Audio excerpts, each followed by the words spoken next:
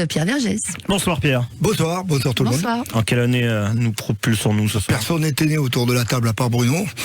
Dernière victoire d'une équipe de France contre les kangourous australiens. Quelqu'un sait l'année?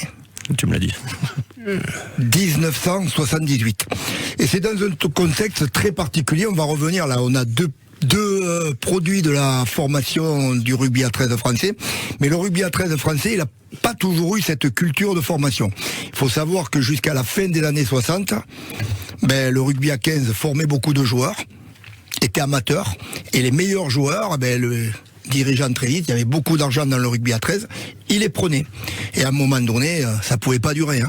Donc, en 1971, le ministère des Sports a imposé ce qu'on appelle un protocole, c'est-à-dire que les deux fédérations ont signé un protocole. Les joueurs internationaux ne pouvaient plus passer du rugby à 15 au rugby à 13. Là, tout le monde a crié au scandale, c'est une honte, on va tuer le rugby à 13. Mais il y avait un grand président de la fédération, René Moriès, et un grand directeur technique national. Ils ont dit non, c'est une chance. Maintenant, au lieu de prendre les meilleurs 15istes, qui coûtent beaucoup d'argent, on va former les joueurs. Donc il y a eu une grande politique de formation qui s'est mise en place à partir de 1971, et les premiers fruits, ça s'est passé en 1978 lors de la tournée des kangourous. Les kangourous arrivent en France. Ils avaient gagné 2 des 3 tests en Angleterre. Et là, ils arrivent en France. Une équipe de France formée qu'avec de jeunes joueurs français issus des écoles de rugby de cette formation, encadrés par quelques anciens.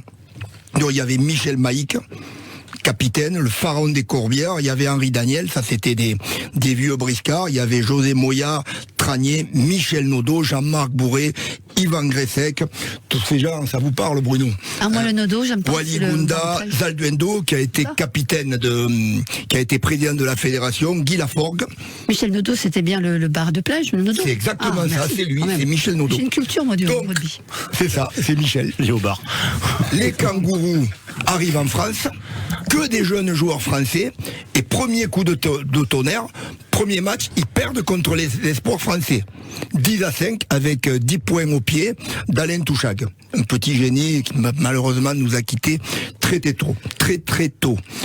Deuxième match, c'est le premier test à Carcassonne. Les Français font un match de folie et ils battent les kangourous 13-10. Derrière, les Australiens, fous de rage, humiliés, ils remettent leur titre en jeu sur le 3e match à Toulouse. Et ça, c'était le 10 décembre 78 à Toulouse. Les Australiens marquent 2 essais.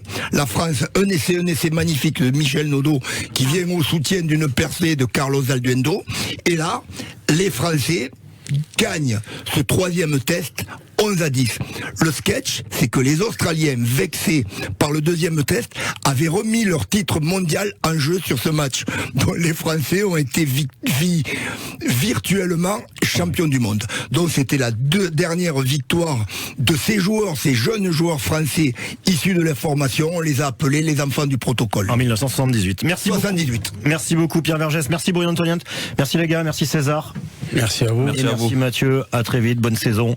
Et on se retrouve en studio d'ici bientôt, mais bientôt d'ailleurs, mais d'abord sur les terrains. Ouais, voilà. Je rappelle les numéros des maillots avant. Non. Allez, merci beaucoup messieurs, c'est 100% Dragon. Ça se réécoute ce podcast sur francebleu.fr et se re-regarde sur la page Facebook de France Bleu Roussillon.